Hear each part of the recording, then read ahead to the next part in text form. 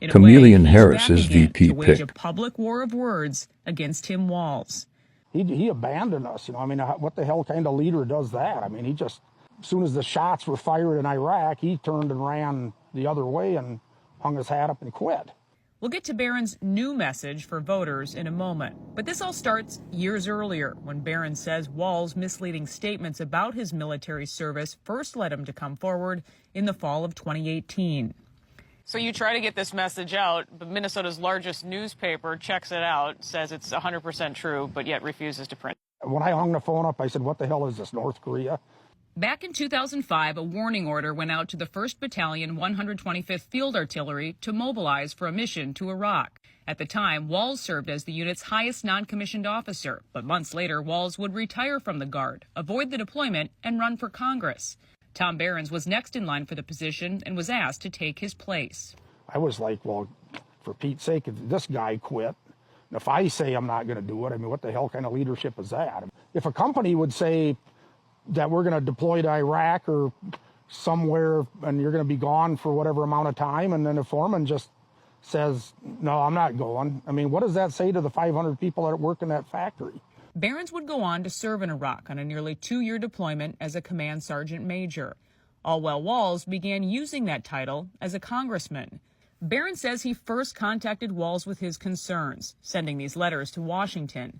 They all went unanswered. But then we fast forward to the election in 2018 in Minnesota, and you try at that time to get people's attention with this story and also with what seems to be a very misleading statement that he continued to make about his service. It kind of just sat there, when he was a congressman, he bragged that he was a retired command sergeant major. I'm the highest ranking person ever in the House, and all this lie that he was telling. The state of Minnesota came out after 2018, after this was exposed, and they said, well, he can say that he served as a command sergeant major, but he can't say he's a retired one because he's not. And that's what he was saying. And he was saying that, and there was lots of lots of cards coming in the mail, for him to be elected. They said right on there he's a retired command sergeant major, just tooting his own horn, just hanging on the coattails of people that actually are command sergeant majors that went through all the process and put all the time in.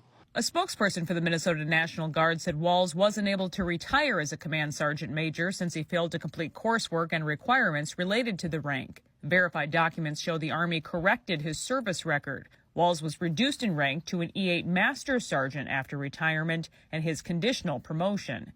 Alpha News again asked Governor Walz if he's using the command sergeant major rank on his campaign website for political gain this year.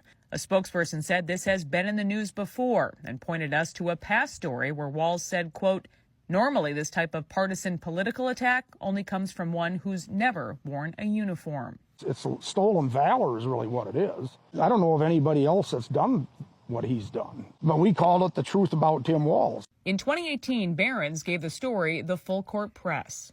We, retired command sergeant majors of the Minnesota National Guard, feel it is our duty and responsibility to bring forth the truth as we know it concerning his service record. I put together information on it and I sent it out to every single radio station and newspaper and TV station I could in the state. The bottom line in all of this is gut-wrenching and sad to explain. When the nation called, he quit. Twin Cities TV stations and the Star Tribune were silent, even after Behrens says the newspaper checked it all out. The Star Tribune endorsed Walz in 2018 for governor.